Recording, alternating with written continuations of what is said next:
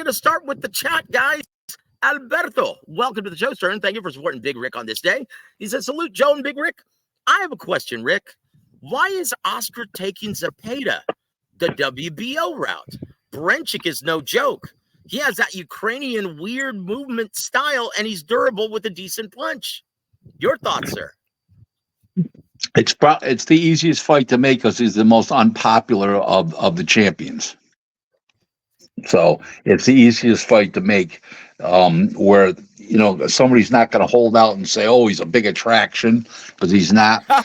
And nobody's going to say, "Oh, he's got a hometown to fight in," because he really doesn't.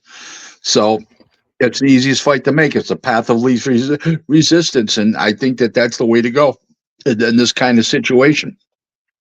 You know what? And I think you're absolutely right. I thought before, like when we met last week, I think it was on Wednesday, I thought that it would probably be the most advantageous for Golden Boy Promotions to force Shakur's hand while he doesn't have any promotional support at this time. But after Golden Boy, Oscar, and Eric meeting with the brain trust for Shakur Stevenson, they thought the wiser of it. Are you at liberty to speak on what transpired during that meeting? I didn't even talk to him about it, to be honest with you. It's not that Eric wouldn't talk to me about it if I asked him, but you know what? I think all that stuff will come to pass, come out in the open, and they'll make statements and stuff like that. I don't really have to ask. There's no secrets there, but it is what it is. You know what I mean? It's one of those kind of situations that I think that he's going to want millions and millions. He already gets $3 million a fight. Imagine how much he's going to want to fight Zepeda, who's a real challenger. So it's a lot of money. So they're better off going better off going the other way with Berinchyk, I think.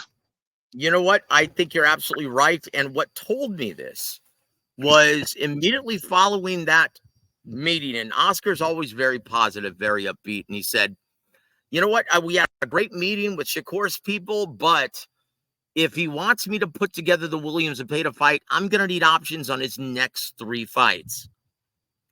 And that told me everything. That told me that he is asking for way too much money, a la Devin Haney versus Vasyl Lomachenko. You might be right. Okay. And I agree with you. So, and I think that's very probable.